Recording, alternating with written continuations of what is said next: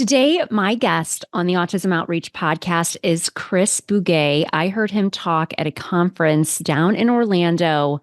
Oh my goodness, almost 15 years ago. And he was an amazing speaker. He was engaging the audience. We were learning. It was like a dialogue. I was so impressed. I have watched his career blossom in his administrative role and in his podcasting, along with Rachel in Talking with Tech. He really is a bright spot in the field. Today, we talk all about the history of AAC, how 15 years ago, maybe we were setting goals that were not the best and that we can do so much better. We discussed some of our woes with goal setting and certain clients and aha moments that we've both had. We also talk all about using a growth mindset with clinicians and with students who are using AAC. Another tidbit that Chris shares, which is really fascinating, is his professional development training plan that he utilizes in his district. So how can we help students get the AAC devices that they need or the AAC tech that they need? And how can we support not only the student, but everybody in the student's environment? And they have it down to a science. You know me, I love a systematic plan. I purposely had this episode air in October, which is AAC month, because Chris is really a boss when it comes to all things AAC, tech, and presenting. So if you're ever at a conference and you have a chance to hear him present, you must go and listen. As always, let me know if you love the podcast, the things that we're talking about here in Autism Outreach. We have a lot of amazing courses about AAC in the ABA Speech Connection. I'm going to put a link in the show notes so you can join us either monthly or on our annual plan. We have Intro to AAC, AAC assessment, going beyond requesting with AAC. We have some amazing courses, the ethics of collaboration around AAC. Come on. I know that you've gotten into a disagreement with a speech therapist or a BCBA about AAC. I have. So make sure that you join us in the membership and listen to this podcast episode with Chris Bugaj. You're listening to Autism Outreach Podcast, a podcast full of ready-to-use strategies to help those with autism strengthen their communication skills. Here's your host, Rose Griffin of ABA Speech, a speech therapist and board-certified behavior analyst who shares tips you can use in your next therapy session. Welcome to the Autism Outreach Podcast. We have a wonderful guest for you today. We have with us Chris Bugaj. Thank you so much for coming on to the show. Hey, thanks for having me. I'm excited to be here. And I was telling Chris before we pressed record that I have known who he is for quite a long time because I had this really cool job when I lived in Austin, Texas. I was an autism facilitator and support specialist, and we had all these government funds. And one of the things I did is I got to go to conferences, and I actually did not have to pay for it out of my own pocket, which was very, very nice. And then my job was to go get this information and then come back into the district where we had 35 at the time, 35 speech therapists. And then I would do a talk at a meeting about what I had learned. And so I don't even know if I just picked your session because it looked like a good one, or maybe I had heard your name before, but I remember being in that session. And you know what was cool about your session too? It was really interactive. And I have taken like courses about how to present better and how to be an engaging speaker, really worked on that at one point in my business. Now I'm just trying to do it more. And you just had so much. In the ABA world, we call it active student responding. And it was like, you get answers from the audience. And I think you're putting into like a Google Doc, but we could all see it. And I was like, this is so good because, we've been to so many presentations where it's just not that exciting. You know what I'm saying? And so if you have a chance to see Chris at a conference, or go see him, go hear him present. So thank you for taking public speaking seriously and being a bright spot in the field. Well, I just want to say thank you so much for saying that. That has been something I've worked at for many, many years, is to realize, especially here in 2024, I cannot understand why you would spend all sorts of money and time to go to a place to go sit in a chair and watch somebody talk. Where literally you're doing that right now from your home, Right. right? Or on your Right. treadmill if you're watching this, right? Like why? Yes. So if you're going to go someplace, have an interaction with somebody, not just one way. Let's make it two ways, and let's make it fun. That's what's going to stick Yes. more. That's what's going to you're going to hear all these years later. You're remembering having a good experience around Mhm. that, as opposed to just one other session that fell into the ether of nothingness. Yeah. Yes. Yeah. That's what like, because I got asked to do this keynote. It was last April for Autism Acceptance Month. And I was like, okay, I'm doing it, because I have three kids, hard for me to leave my house, but I've just made this decision that to prepare for this keynote last year, I was like, okay, I got to go to conferences and I want to present in person once a month. But I feel like once you do that, I took a course on, worked with a mentor. I'm like, I like my slide deck a certain way. I have to see my presenter notes. I've got a clicker. And I actually really like, I call it the Oprah Winfrey mic because then I can get into the audience and people can answer questions. And people like that. At least they come to my sessions, they're eager to participate. So, if you want to learn a little something about public speaking, engage the audience, people. Please, please engage the audience, right? I want to tell you a quick story. So I Yeah. remember going to ATIA when I was super green, like Yeah. maybe 2020, 2002, like Okay. 2002, maybe 2003, somewhere around there, right? So I'm just going, I'm not presenting. This is well before I was, wrote books or presented or Yeah. had podcasts or anything. And back then there was this thing called Moodle. It still exists, but it was sort of the Okay. precursor to Canvas or Schoology Yeah. or even Google Classroom, right? And I was like, okay, I want to learn how to make like these online courses and stuff. So I go in, and this guy is front of the room. I wish I knew who he was. I don't remember. But he took his chair, spun it around, put his forearms on the chair. He's front of the room. He goes, all right, I use Moodle all day, all the time. What do you want to know? And that was the session. He just talked about Moodle because he knew his Wow. content, right? And if you know your Yeah. content, then you don't have to have a slide deck that you go through Right. slide by slide, or that you have to memorize something. It's Hmm. like you work in this world or in this field Right. every day. You can just talk about it and share, and it's so much more authentic, and it's so much more engaging for people, right? Where they can come and they can actually get their answers answered. Yes, yes. And if you're thinking about, I'm going to do like a solo show about, public speak, going to conferences and just, some are invite only, some you get invited, some you submit a proposal, just what that looks like. But my coach that I work with, Mike Pacquione, had just said, the bar is very low on public speaking. So when you can do it, you can knock it out of the park, and it's just like getting in front of the room, right? So I love that. Totally. But Not, I have yeah, one more tip for yeah. you then. I'd If love you're to going hear to it. do that, Yeah. something that always sticks in the back of my mind is that the people in the audience, the participants, want you to succeed. They're not up there looking Yes. for you to get all red and embarrassed and Right. fumble through and Right. dump your index cards everywhere. They want to have a Yes. good experience. So they're rooting for Yes. you, right? They So knowing are. that all those people are on your side, and are cheering you on, I think helps Yes. give you confidence when you take those first steps out onto the stage. Yeah, I think that's true too. Something I did too, just like as an antidote on my laptop, which I use, I got these pictures made of like my parents, my own kids, my family. I have this little prayer that I say to my kids every single night since they were born.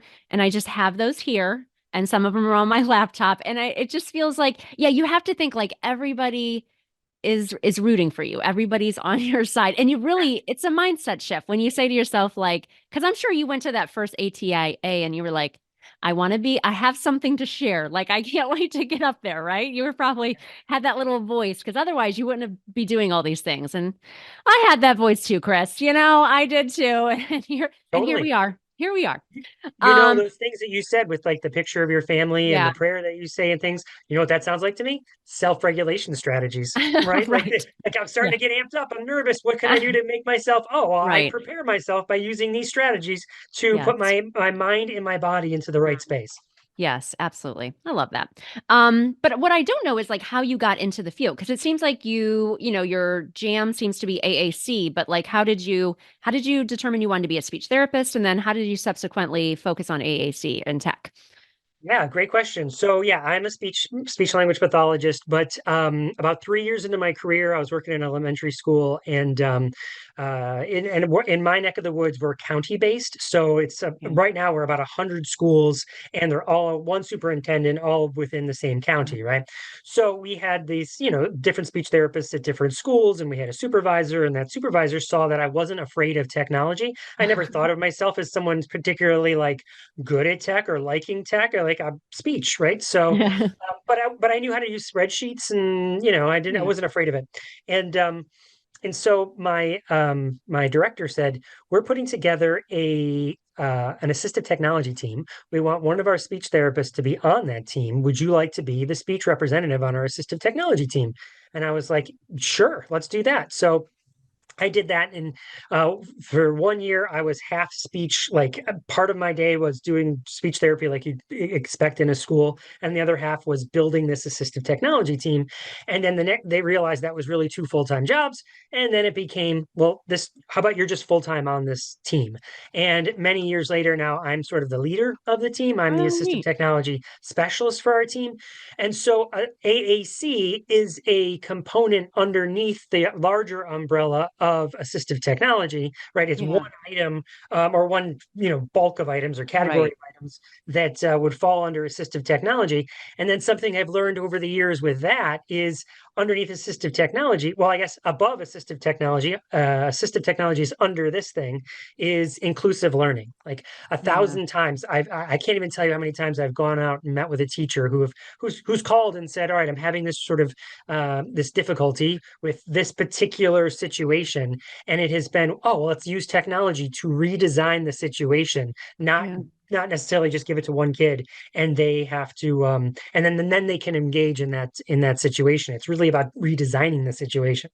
So long story short, how did I get into it?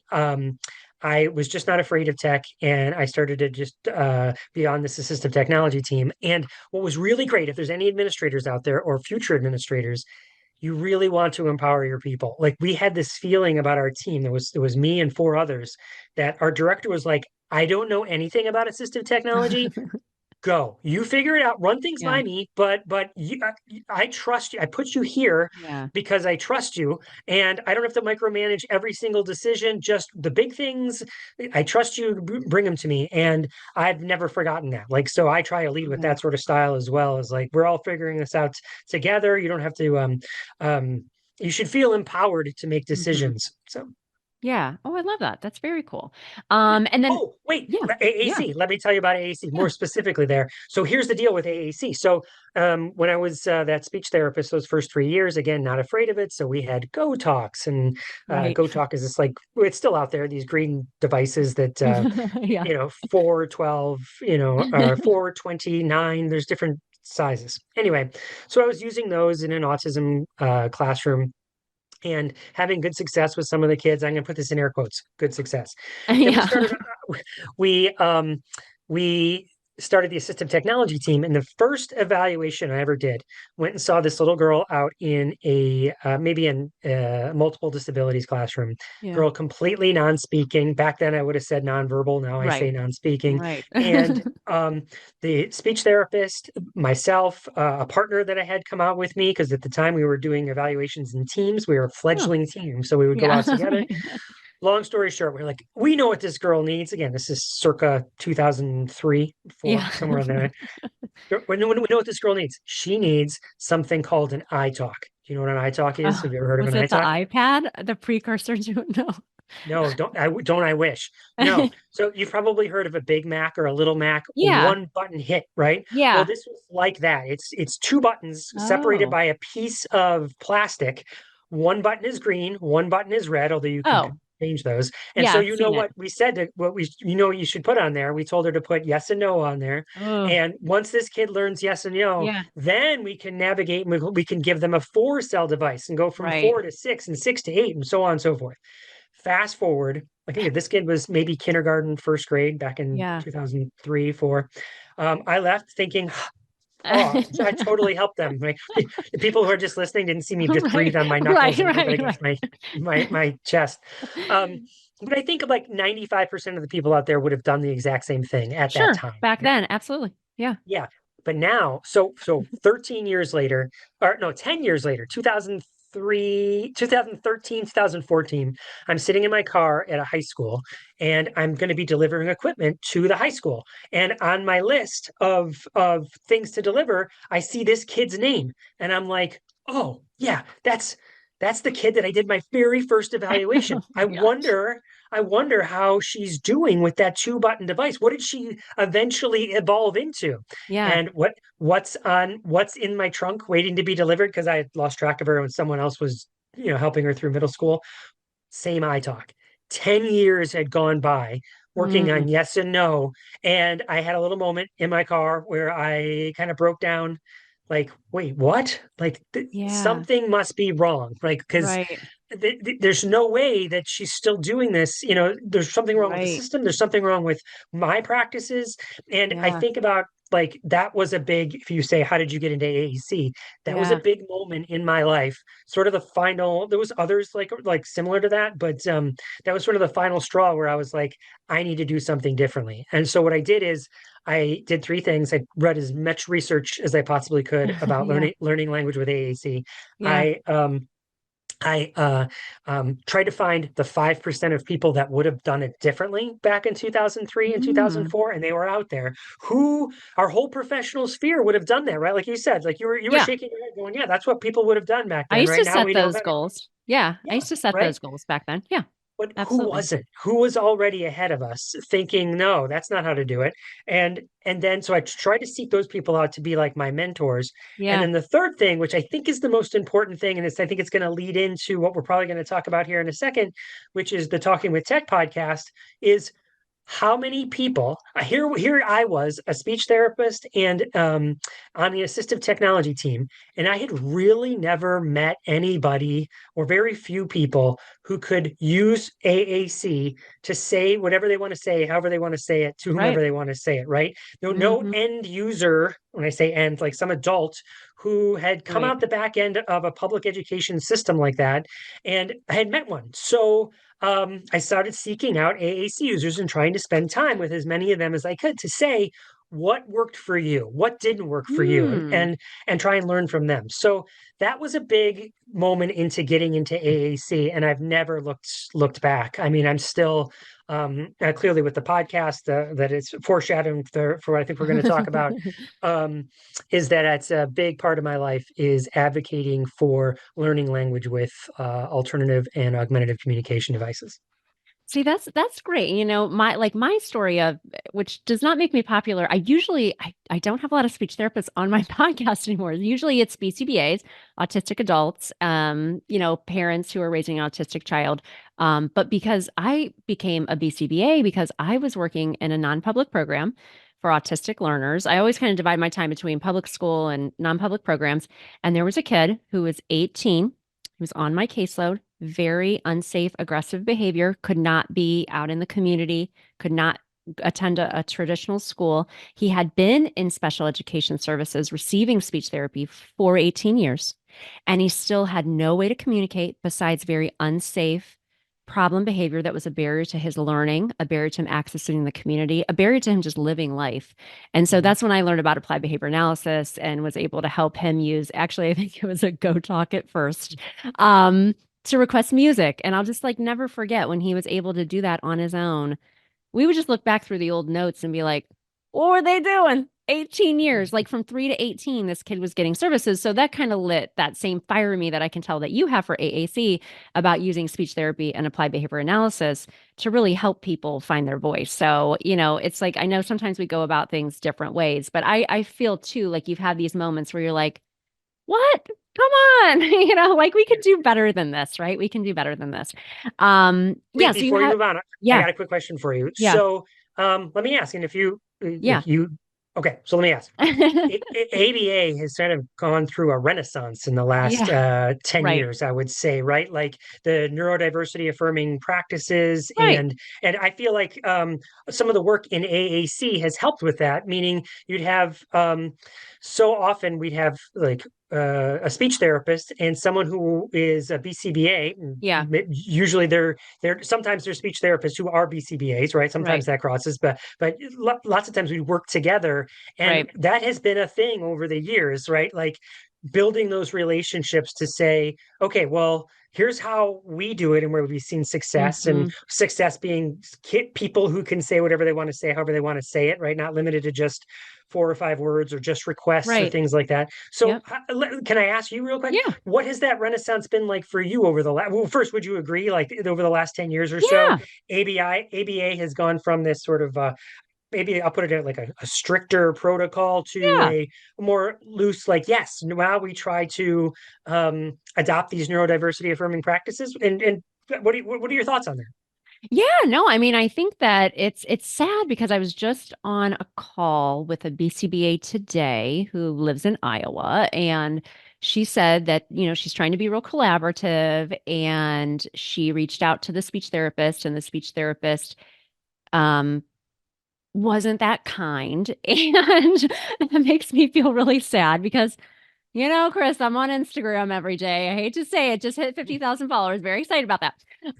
But it's a rough place to be. It's a very us versus them. But I try to really disseminate every single day because there's less than 550 people who are both speech therapists and BCBAs. I really try to share like this is what ABA can be. And we're an ASHA provider and an ACE provider. That's for BCBA. So I try to get people to learn together.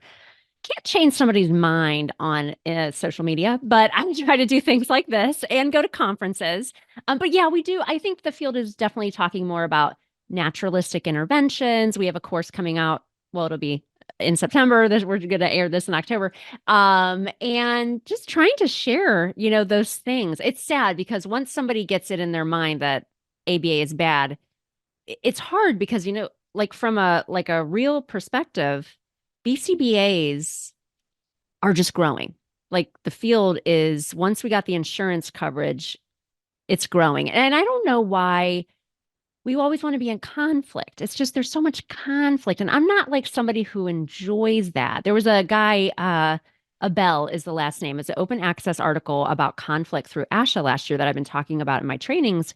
And he said, we come from different places, but we really want to help people. And there's might always be some level of conflict. If you're working in public education, there's always going to be some type of conflict. But we are ethically called to collaborate. I try to remind people of that. We do have an ethical code and we are ethically called to collaborate. But you meet one mean speech therapist, you meet one mean BCBA, and you think everybody's like that. So I'm just trying to Totally. show people that it's not really the case. Yeah, it doesn't have to be that way, right? I totally get what Yes, you're saying. Like, if you take a bite of an apple and you're like, ew, I don't like apples. Well, there's like a right. billion different flavors of apples out there. It doesn't mean you Right. have to like apples, right? And the Right. same thing, I could not agree more that the approach that has worked better for me as far as collaborating has been collaborating with not fighting. You're never going to Right. get anywhere if you've two fists Yes. punching each other, right? You've Right. got to be, you got to move a little bit and be have an open mind, and then that's how you can become allies, and then you can show like here's what's working, right? Right. Everyone aligns with data and telling stories about Right. what is successful, so that's not, there's some common ground right there, right? Right. But I Right. totally agree, it should not be an us versus you or my way versus your way. It's got Right. to be a collaborative effort. It is. And actually, I don't know if you know the name Dr. Cindy Gavarter, but she is a PhD level BCBA D is what we call it. And she has a lab and she does a lot of research on AAC that's been published in ASHA. She comes to the ASHA conference and she presents. And so, it's different, right? You might have meet a speech therapist who really has never worked with somebody who uses kind of a traditional AAC device. And you might meet somebody who's a BCBA who maybe has some background that they have experience in that. It's just so Right. keep an open mind, people. Keep an open mind, I think is what I'm saying. But you're so passionate about what you do. How did you guys start the Talking with Tech podcast? With Rachel. You co-host that with Rachel, is that correct? That's right, Rachel Madel. So Yes. so real quick, let me describe what the Talking with Tech podcast is Yeah. for people watching or listening that are like, "What's that?" So about at the time of this airing, it'll probably be close to 7 years Wow. um, that we've been doing the Talking with Tech podcast. The way the format works, it's about an hour long, of course, completely free. The first 15 minutes or so are usually Rachel and I talking about some sort of thing in the world of AAC or inclusive design, Hmm. and that then rolls into an interview. Not every episode, but 95% of them Yeah. roll this format, where then we roll in an interview. It's kind of like we're doing now, where we interview somebody and talk about specific topic. And the somebody is clinicians, it's researchers, it's family members, and then Hmm. AAC users themselves, to get that, Hmm. again, to bridge that gap between that large gap between the people who are doing the service provision and actually talking to someone who uses the end goal, right? That's a Right. big thing in public schools. Is I only work in preschool. Well, you never see them graduate or what their abilities Yeah. are, or when you're working only in high school, you're not necessarily thinking about what they were back in, what their abilities were and how that influenced when they were in preschool, right? So, Hmm. long story short, the podcast, that's the aim of it, is to bridge that gap and share experiences around the world of AAC and inclusive design. So how it started was, it's Rachel's a private speech therapist out in Yeah. the Los Angeles area. I'm a work in the public school in assistive technology, and there was this third, actually. So it's Rachel and I are the hosts now and have been Oh, for over 5 years. yeah. But it started out with someone named Lucas Stuber. Lucas Stuber Oh, actually brought us together. I know. Yeah, I know Lucas. I met Rachel at ASHA too. So yeah, okay, I know Okay, these people. Yeah. Oh, okay. interesting. Okay.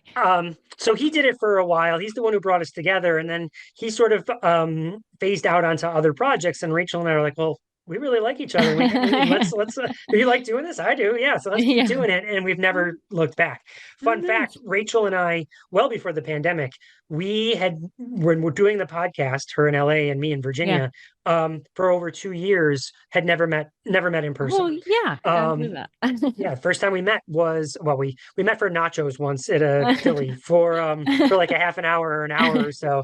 But then the first time we could really spend some time was at an ASHA convention. Oh, So yeah, but nice. that's the podcast, and that's how it got started. Okay, wonderful. I love that. And you also, I know that you've written some books too. You have a book called The New Assistive Tech, Making Learning Awesome for All. In that you mentioned using a growth mindset for students with disabilities. Can you share ways that we can use that as therapists with our clients? I feel like that's one of those terms. Like I have done some work with Sasha Long from the Autism Helper. And I think she had like a whole training we did together, like a conference once, and it was about a growth mindset. And I love that idea of a growth mindset, but I feel like it's one of those terms that people use and people may not really understand what it is if you haven't like read about it or researched it. So kind of like what is it and how can we utilize it as therapists? Sure. So this is based on the work of someone named Carol Dweck.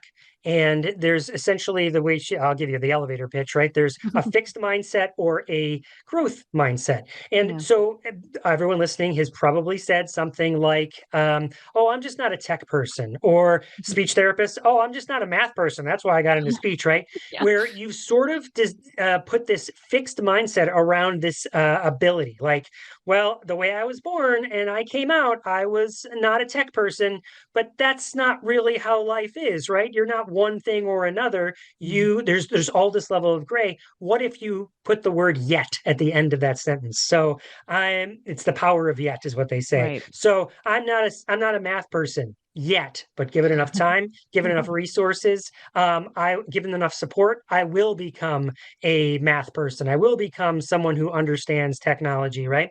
And that is super important from a growth lens for any person, right? But it's really important when we're talking to the learners that we support, right? If we have this, yeah, you're just not a good reader. Well, then now that's a thing I have to, a monkey on my back that I have to share, Mhm. and it maybe gets into my head as a kid that I'm not a good reader. But if you're like, hey, you're working at it and you're just not there yet, but I know you're going to get there because look, if you look back at the data from or listen to yourself read, we recorded it a couple months ago. Listen to you now. You didn't think you could do it now. Look how much better you are. Like, Yeah. so there's this language we can use with kids to help them Mhm. have this growth mindset. And then tying it back to AAC, one of the biggest barriers to successful AAC use, learning language with AAC, is these we call them limiting beliefs, right? This, and Yes. so we champion the notion of presuming potential, and that potential is unlimited potential. Like, Mhm. so not, oh, this kid will probably. we see this all the time. Well, this kid will, geez, they're so impaired, or they have such a big disability, or they're so, Chris, you don't understand. Their cognitive level is so low. They're probably only ever going to be able to sell coffee on a coffee cart, and Right. so. Well, when you impose all of that on a kid and you never give them opportunities to go beyond that, you Right. start to, you'll be right, Mm. because when will they have opportunities to do that? So that whole idea of a growth mindset is well, let's not put limits on any kid. Let's not be the one that's limiting them. If we're going to make mistakes for this kid, let's make the mistakes um in the idea that they will be able to do whatever they want to do. However, prove me wrong that they can't do something. Kid, Right. I'm looking at you saying, prove me wrong that you can't do these things, rather Hmm. than me imposing that you can't. And I feel like the concept of growth mindset and presuming potential are aligned, if not the exact same thing. Yeah. Yeah, I think that's important too. Like as a speech therapist, I worked for 10 years in a middle school, high school, and I always try to, a lot of my IEP goals, most of them were like in the larger school environment. It's like, I think it's really important to get our students out and about because a lot of people don't really understand what AAC is. And like they need to see like that our kids can use it, they can do things with it, they can communicate for a variety of reasons. Anytime I see like an adult or a kid using an AAC device in public, I almost cry because I want to like say, yay, you're using your device out and about because you don't always see that. Isn't it just like a cool moment to see somebody using a device out and about? Let me tell you. So yes, absolutely, right. I know I've had those moments, and I'll tell you two stories. One is I had an assistant principal where I've been sharing strategies Yeah. for years, and, Right. and she's like, okay, okay. And one day she told me afterwards, she's like, I went with my own kid to my own like middle school, and I was sitting there watching the volleyball game or whatever, and a dad came in with an AAC device, sat next to his kid, and was modeling on that device, and Yeah. she was like, that's what Chris has been saying. Like it was an Yeah, aha moment right. for her, like, Right. oh, okay, this can be done, right? So yes, I love that phenomenon. The second thing that I want to say is we're now in an age where not just writing goals for a kid to use it out in the community or the larger school setting, right? Mhm. We actively are building inclusive environments where we will say, okay, we just did a bunch of these last year, and we're doing them now because we're recording this at the beginning of a school year, right? Is inclusive experiences where we bring a bunch of iPads into the kindergarten, first grade, second grade, wherever the learners are going Yeah. to be, and we teach all the other kids. All right, you're going to see this device, and actually, you're going to here's some Oh. paper-based versions of that device, and here's how you can be a good communication partner. In 30 minutes, we just taught all of these kids Oh. how to be a better friend. And Yeah. now that kid who's learning to use AAC can go in to learn language, can go into the environment. And here's the other big thing. When you do that, so many other kids benefit, like kids Yeah. who are learning English as a second language. Well, Hmm. this doesn't hurt at all. This is, in fact, it helps. And so now we're taking active steps to change the environment by putting more AAC. You can almost think of it as a tier one support, where this Right. robust AAC can be something that's available in any classroom, so that when the environments change, the kids can be there, right? Mm. Where if it's like no one else does this, and no one else knows who I am or what I do, All yeah, I guess I right. have to go. I have to go to the other room, right? And then the other big thing about that is that um, an issue in public schools that we're not going to be able to address anytime soon is that there's natural transitions in personnel. So first of all, special ed has got Yeah. about a four time turnover rate than general ed. So you're going to have Mm. many more special ed, right? If you Mm. talk to any AACs, you'll be like, how many speech therapists you had over the last in your public school career? And they'll be like, I don't know, 9, 10, right? That's just speech, let Yeah. alone teachers, let Right. alone okay, even if you do have an experience where you've had the same teachers for a number of years who finally learn how to use AAC, right? They've gone through some coaching, they've listened to the podcast, they've done Yeah. some practice stuff, right? They're in it, they know it. Sorry, now you got to go to middle school. They don't know how to do it, right? And so you've got now a whole nother personnel that doesn't know. And so the population that moves with the kids, though, are Yeah. one, the families, but the other kids. So if you can teach Oh, the other yeah. kids, that bubble moves with them. So, and I Hmm. have a quick story. My own daughter was in second grade. participated in one of these experiences. Substitute teacher comes in, sees an iPad on the table, goes over to remove it.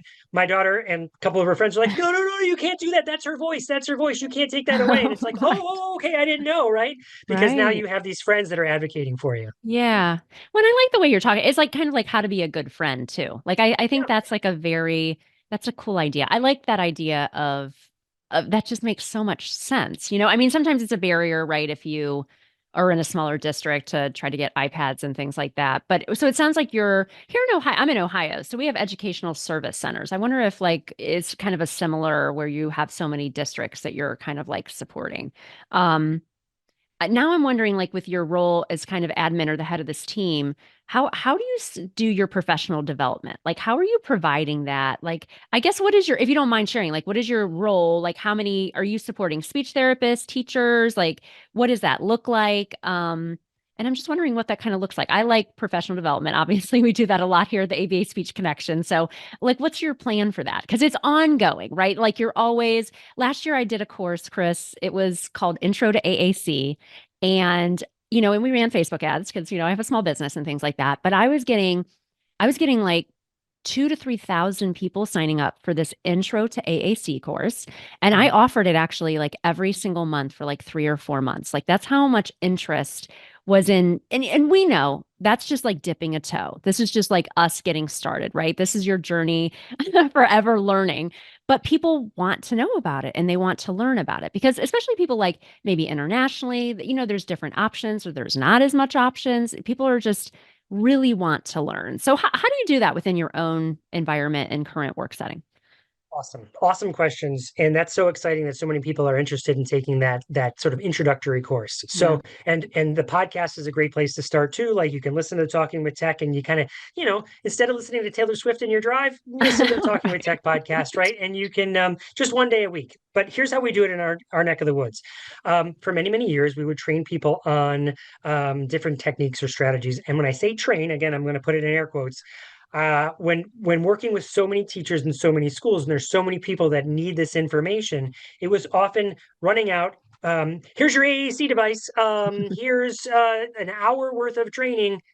See you later. I'll be back in Right. 3 months. You know what I mean? Yeah. Good luck. Yeah. And that is not enough time, right? So, and it's training itself is its own word. So I'm going to explain that. So the way we approach things now is there's me. I'm an administrator that supports a team of 9 facilitators. So they're Okay. called specialized instructional facilitators for assistive technology. Hmm. And when someone in any of these schools that we support says, we think a kid is struggling with something or needs something, they call in one of these facilitators and we do exactly that. We facilitate a conversation Hmm. where we say, well, what are the needs? Let's talk about them. And that's how we land on something we want to try.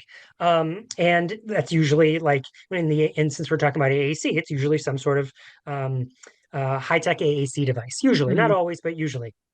And so, or so some strategy around that. So now we've got that device. Here you go.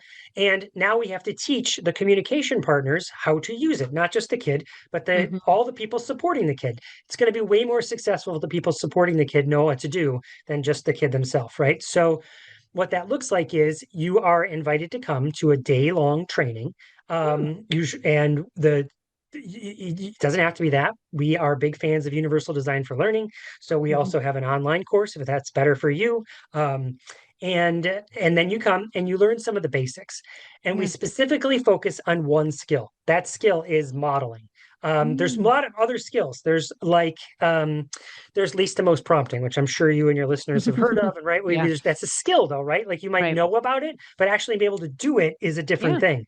Mhm. There's another thing called descriptive teaching. So most AAC devices are built around the concept of core vocabulary. Core vocabulary Mhm. is the most frequently used words, right? Mhm. And then the other words are fringe words. So Ohio, fringe word, right? But a place in the middle of the country, sort of middle, like those are Yeah. words that are more frequent, right? So my point being is you can use core vocabulary to describe fringe vocabulary, and it's a skill. right? Yeah. So meaning you might conceptually know you should do that, but being able to do that is a skill. A great analogy here is throwing a football. You've probably seen who's your favorite quarterback out there? The Well, I Cleveland do like Browns, Patrick Cincinnati Bengals. Mahomes. Oh, well, I mean, I like Patrick Mahomes. I mean, the Okay, Browns, I am a fan, but come on. It's okay. just, yeah. Did you say Josh Allen? Right. Okay. So Josh Allen. I'm just kidding. I'm from Buffalo originally. Um, Okay. but you've seen quarterbacks throw footballs. It Right. doesn't mean you can throw a football like a quarterback, right? And Yeah. so the same thing here is yes, you can take an introductory course. Yes, you can watch a video. Yes, you can listen to these podcasts, but it doesn't mean you're getting practice. It doesn't mean you're getting reps at throwing the Hmm. football. It doesn't mean you're getting reps at doing least to most prompting or descriptive teaching. Or in my case, what we really started with was modeling the adult or the Yeah. communication modeling while sitting next to the kid. And Right. so we then after you do a little bit of training and understand, oh, I'm supposed to be modeling and not limiting the kid. Okay, I get that. I get the idea. We recognize in the same way that Mahomes learned to throw a football by having a coach, that we Yes. provide a coach. So Hmm. it's a training plus coaching, not just training Mm. plus coaching. And what that means is that our facilitator comes out and we do a 6 session cycle Mm. where the first session is, well, okay, you're supposed to be modeling. Let's record you for 5 minutes or Yeah. so trying to model. And then we watch that video back and we count, well, how many words did you say or how much modeling did you Mm. do?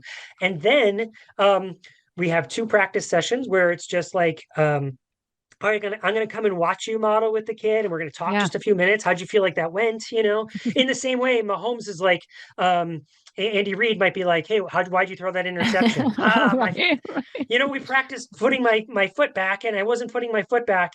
Same thing. Oh, I Right. didn't do least to most prompting there, or I didn't do descriptive teaching, or I didn't Yeah. give it enough wait time. Like you can analyze your own video.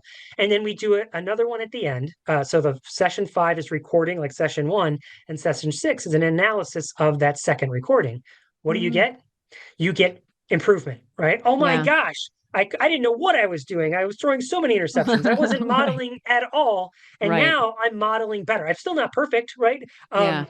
I'm not Josh Allen, but I am better, right? Yeah. And so that's what we do. That's how we approach professional learning is that there's an introduction to a skill and then practicing that skill with a coach.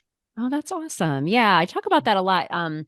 In my membership. I think that's what's nice too about like, offering this membership where it's like, I'm there, I can help you. You take the courses. It's not like you just learn and you leave, right? You can ask questions. In the field of ABA, we have something called behavioral skills training, which is kind of the same. It's like, I'm going to introduce this concept of modeling. I'm going to show you this is what modeling is. This is what modeling is not. And then let's practice, let's role play. And then the end is like what I think is hard for adults with other adult learners is like, I'm going to give you some feedback or coaching because that's the thing is like that robust plan you have is going to transform. What I always say with my stuff is like, you're not just helping that teacher with those particular students, you're helping that teacher with all the students that they're ever going to work with over the course of their career. And that's important, right? And it's Mhm. important to have a plan. Like that's super systematic.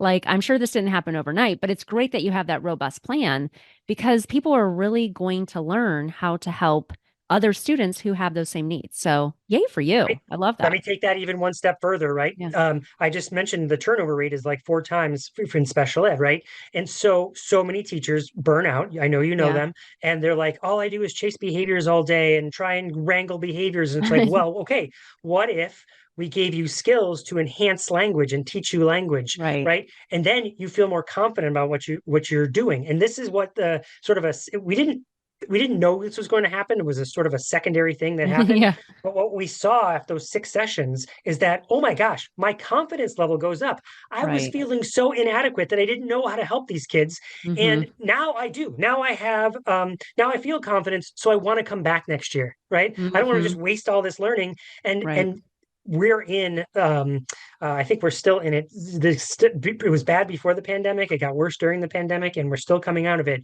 which is so many people quitting, right? And so Yeah. if what's all that work that we've done if they don't stay, right? Right. If that helps people stay because they Hmm. feel more confident. There's so many people that we interviewed afterwards that in this training, the training and the coaching, and they're like, They feel a little squirrel, like, oh my God, your listeners probably felt that when I said we record them and they Right. analyze their own recording. Ooh, I don't want to watch my own recording. But Right. afterwards, not a single negative comment. Everyone was like, Yeah. when's my next 6 sessions? Because I felt better. I know what I'm doing better. I Right. like I feel more confident. And now when I'm more confident, I want to stay. Yeah, and I think that's true. Like in the behavior analytic world, they did. I went to a conference once and they talked about research and they talked about people that work with kids who have very unsafe, severe problem behavior. And they said if those clinicians have a high level of training, just kind of a similar thing where you're talking about, they feel more comfortable and they don't feel burned out, even though the intensity of the behavior is extreme, because they feel confident and they feel ready to support their students. So, oh my gosh. I mean, it sounds like a great area that you're supporting. Yay for you. That sounds really cool. This has been so fun. Where can people find out more about you and your work, Chris? Sure. So I think the easiest place where you can find everything that I've ever done is at chrisbugaj.com. So that's ChrisBugaj.com. You could Google me, you'll find it. The Talking with Tech podcast is at talkingwithtech.org. And then I'm on all the social media stuff too. But the name that I go under on all the social media stuff is AT Tipscast. So ATTIPSCAST. Before I did the Talking with Tech podcast, I did the AT Tipscast. Like I said, I've been podcasting since 2007. It came out in 2005. Oh my So gosh. the Talking with Wow. Tech podcast is like actually my third podcast that I've been a part of. Wow. Um, so yeah, but that's where you can find me, chrisbouguet.com. You can find online courses that I put together too. There's one that is called the Specific Language System First Approach. That's the idea that maybe AAC and so many places around the country and actually the world have moved to this model where it is no longer thought of as an individual thing for an individual kid. What if we thought of it as a tier one support for the masses, right? And so Mhm. how do you move your school district or your practice into thinking about AAC that way that could help everyone, hurt nobody? I've got a course for that, right? And then, yeah, all the other stuff is there. Every presentation I've ever done, you can see the title of it, over Oh, 750 now, that you wow. can go see. And so, if you're interested in connecting with me, that's the place. Awesome. Well, thanks so much for coming on. It was nice to meet you. Yay! Thanks for having me, and keep doing the good work and bringing together the worlds of learning language with AAC and ABA. Trying. Thanks. Thanks for listening to Autism Outreach. If you enjoyed the show today, make sure to subscribe so you don't miss an episode full of actionable strategies you can use in your therapy room. Write a review too. That would mean so much to me. I always love hearing from you. Have a specific topic that you want included on a future show? Reach out over on Instagram, ABA Speech by Rose, or visit me at www.abaspeech.org.